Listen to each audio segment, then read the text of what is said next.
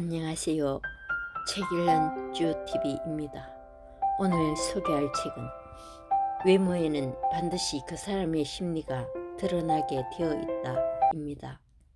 지은이는 시부야 쇼조, 펴낸 것은 센지오 출판사입니다. 비밀의 98%는 그 사람의 겉모습에 드러납니다. 심리학의 관점에서 외모를 제대로 파악하고 외모를 정확히 읽는 사람은 강력한 힘을 갖게 됩니다. 지금부터 책 속으로 들어가 보겠습니다. 슈터, 넥타이에 속지 말라.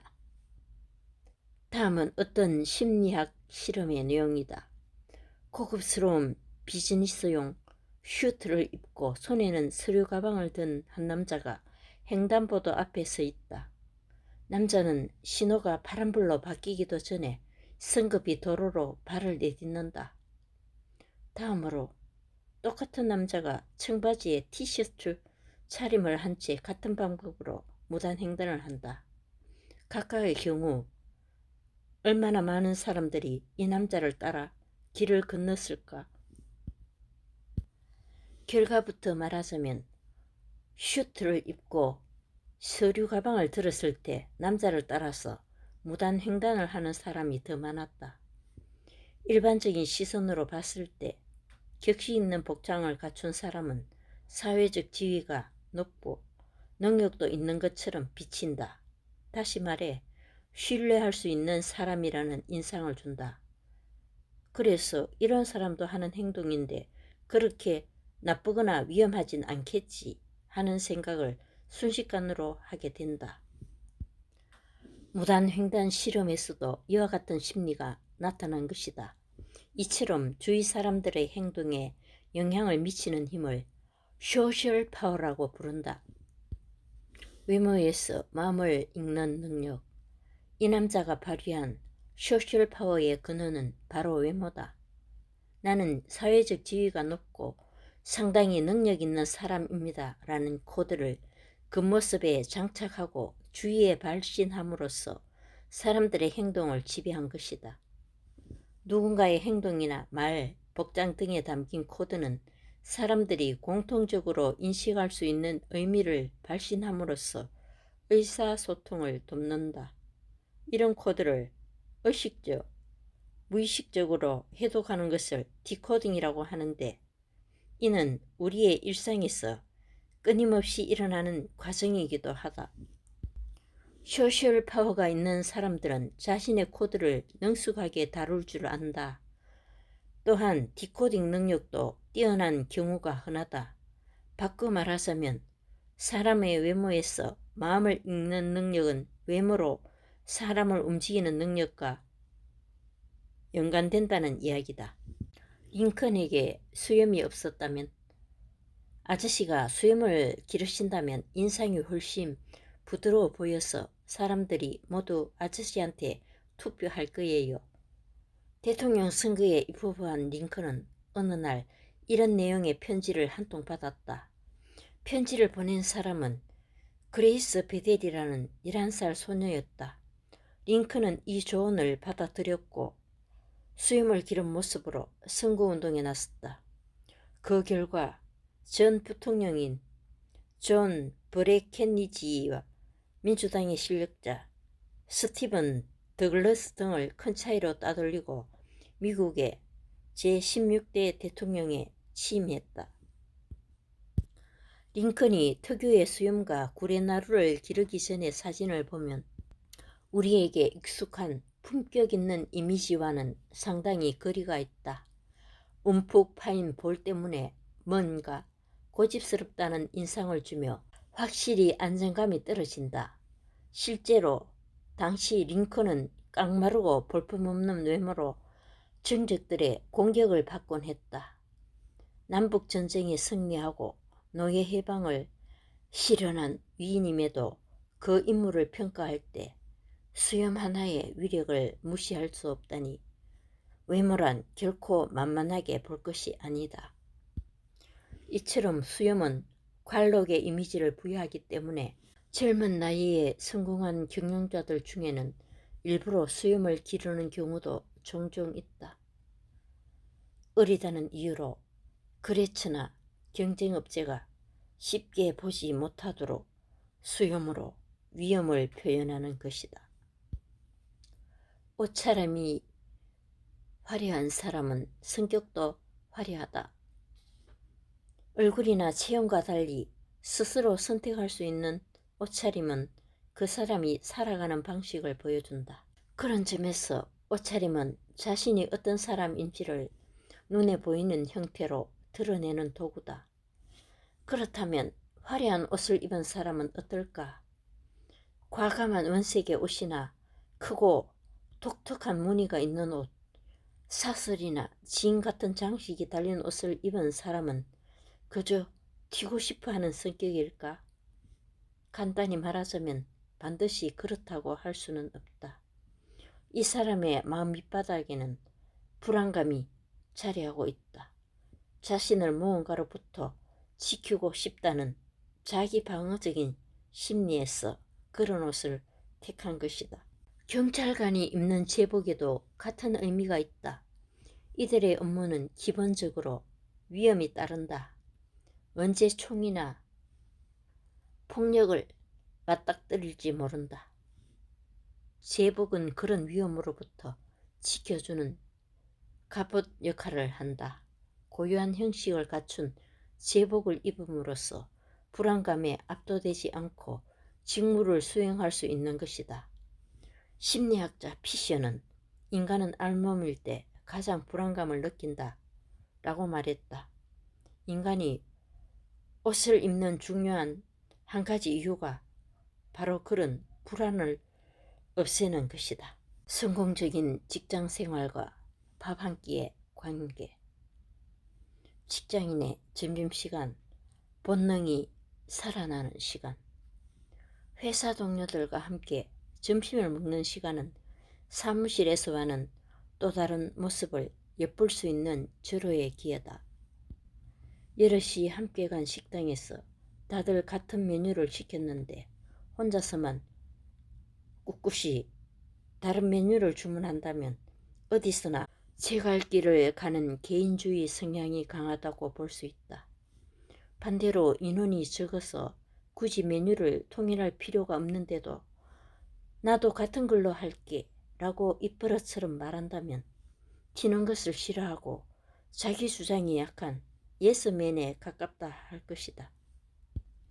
주문한 음식을 기다리는 태도도 눈여겨볼 필요가 있다. 손님들이 몰린 시간대라면 주문 후에도 한참을 기다려야 한다. 때로는 예상 시간을 훌쩍 넘기고도 음식이 나오지 않을 때가 있다.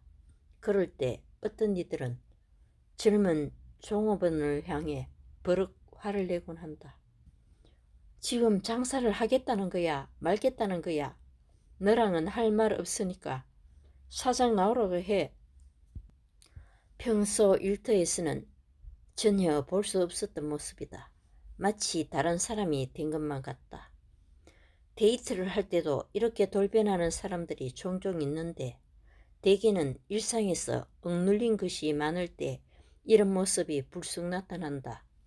예를 들어 조직 내에서 하고 싶은 말을 쉽게 꺼내지 못한다거나 상사에 내키지 않는 지시를 꾹 눌러 참고 따르는 경험이 반복되면 자존감이 낮아질 수밖에 없다.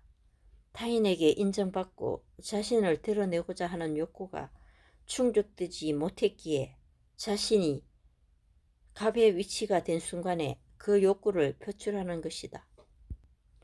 지금이야말로 위험을 보여야 할 때라고 생각하며 약자인 종업원에게 아나무인의 행동을 하게 된다.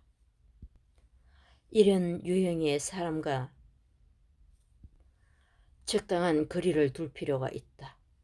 얌전한 사람이라고 생각해서 쉽게 대했다가 나중에 어떤 식으로 돌려받을지 알 수 없으니 주의하자. 삶의 우선순위를 말해주는 혼밥 스타일. 이런저런 사정으로 점심때 혼자 밥을 먹게 되는 상황이 종종 생긴다. 먼저 집에서 직접 도시락을 만들어 오는 사람은 자기 관리에 신경을 쓰는 타입이다. 돈을 아끼려는 의도도 있겠지만 외식보다는 집밥이 건강에 좋다는 생각에 수고를 자처하는 경우가 많다. 도시락을 챙기려면 남들보다 일찍 일어나서 시간과 노력을 투자해야 한다.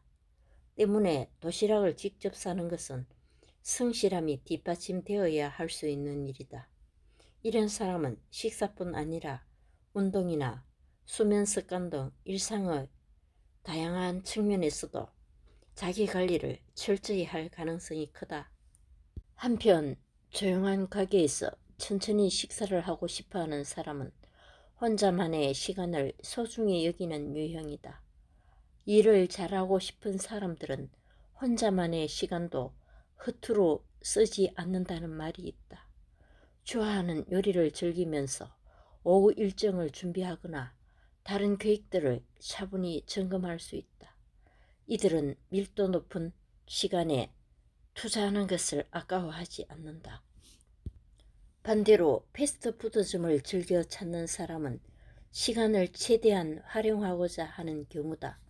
점심시간에 식사만 하는 것은 아깝다고 생각하며 그래서 기다릴 필요 없이 바로 먹을 수 있는 패스트푸드를 선호한다.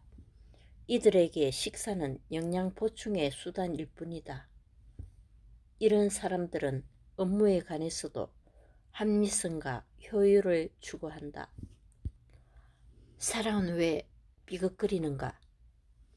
오래 가지 못하는 커플의 이유. 서로에게 호감을 느끼고 사귀었는데 3개월 만에 헤어지는 커플이 있다. 그렇게 허무하게 헤어지려고 오랜 시간 서로 애태우고 공을 들인 게 아닐 텐데 말이다. 두 사람 사이에 무슨 일이 일어난 것일까? 가장 먼저 예상해 볼 수 있는 문제는 남성과 여성의 디코딩 능력 차이다.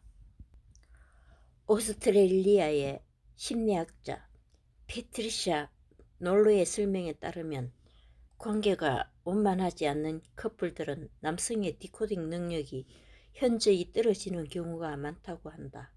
상대가 이런저런 신호를 수시로 보내는데도 전혀 깨닫지 못하고 지나친다는 이야기다. 황혼이혼이라는 말이 있지만 노부부의 위기는 젊었을 때부터 이미 시작되어 오랜 세월 서서히 진행된 것이다. 문제는 이렇게 관계가 삐걱거리게 되면 상대의 신호에 한층 더 둔감해진다는 것이다. 그렇지 않아도 둔감한 남자는 갈수록 복잡해지는 여자의 신호에 혼란을 느낀다. 거꾸로 여자는 자신을 이해하려는 최소한의 성의조차 보이지 않는 남자에게 섭섭한 감정이 쌓인다. 이렇게 악순환이 시작된다. 그렇다면 남자는 왜 대체로 여자의 기분에 둔감한 것일까? 한 가지 가설에 따르면 역사적으로 최근까지도 남성 우위의 사회 분위기가 지속되었기 때문에 남자들은 여자가 보내는 코드를 굳이 예민하게 감지하거나 이해할 필요가 없었다는 것이다. 그에 반해 여자들은 상대적인 약자의 처지에 놓일 때가 많았기에 코드를 민첩하게 포착하고 적절한 행동을 취해야만 불이익을 당하지 않았다. 이제 남녀 사이의 코드를 강자와 약자의 논리로 해석하는 시대는 지났다. 그보다는 더불어 살기 위해, 서로 행복하기 위해 상대의 코드에 집중해야 할 때다. 응답 없는 메신저는 왜 여자를 화나게 하는가? 남자들은 10년 만에 연락이 닿은 친구와도 아무렇지 않게 대화를 나눈다. 하지만 여자들의 경우 10년 동안이나 연락을 하지 않았다는 것, 인연을 정리했다는 의미다. 여자들은 가까운 사이일수록 연락을 자주 주고받길 원한다. 조금 뜸했다 싶으면 바로 전화했어. 한동안 연락 못했어. 미안해. 라며 서로 섭섭함을 달랜다. 연인관계라면 더 말할 것도 없다. 잘 잤어. 이제 밥 먹으러 가려고. 잘 자. 아침에 일어나서 밤에 잠들기까지 사랑하는 사람의 별것 아닌 문자에도 여자는 의미를 부여한다. 남자들은 보통 용건이 있어야 문자를 보내는 것이라 생각하지만 여자들은 특별한 용건이 없어도 문자나 모바일 메신저를 통해 두 사람의 관계를 확인하고자 한다. 문자나 톡에 바로 답이 오지 않으면 섭섭해하는 것도 그랬었다. 왜 내 문자 읽어놓고 답이 없어? 하고 여자친구가 화를 내면 눈치 없는 남자들은 당황하곤 한다. 상대를 무시해서 그런 것이 아니라 굳이 답신을 보낼 만한 내용이 아니라 생각했기 때문이다. 정성 어린 문자를 받을 때마다 고맙긴 하지만 뭐라고 답을 해야 할지 퍼뜩 떠오르지 않아서 잠자코 있는 경우도 있다.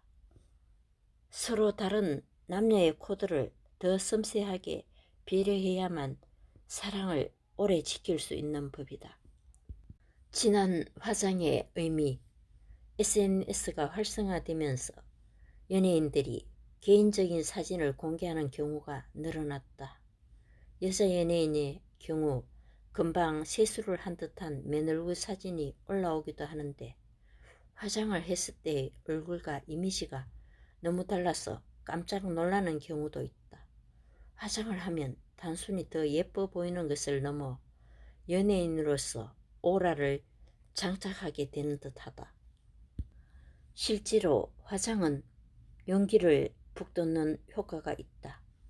여성이라면 화장이 유독 잘된 날 자신감이 덩달아 상승하는 기분을 느껴보았을 것이다. 그런데 길을 가다 보면 화장이 너무 지나쳐서 무대용 분장을 한 것 같은 사람들도 있다. 남들이 보기에는 왜 저렇게 귀신같이 화장을 하지 싶을 정도다. 여기서 생각해 볼 것은 화장에 두 가지 목적이 있다는 점이다. 첫째는 자신의 인상을 매력적으로 바꾸는 것이고 둘째는 맨 얼굴에 화장을 덧칠함으로써 새로운 나를 손에 넣는 것이다. 그러므로 원래 얼굴을 알아볼 수 없을 만큼 진하게 화장하는 사람은 자신의 진정한 모습을 사람들에게 보여주기 두려워하는 것이라 해석할 수 있다. 자신의 내부 어딘가에 약한 모습을 감추고 싶은 심리에서 화장을 점점 더 진하게 하는 것일 수도 있다. 저자 소개가 빠졌습니다. 저자 시부야 쇼조는 사람의 행동이나 말투, 옷차림 등 겉으로 드러나는 모습에 숨은 심리와 성격을 분석하는 심리학자이다. 야마나시 의과대학 교수를 거쳐 현재 메지로 대학 명예교수이다. 감사합니다.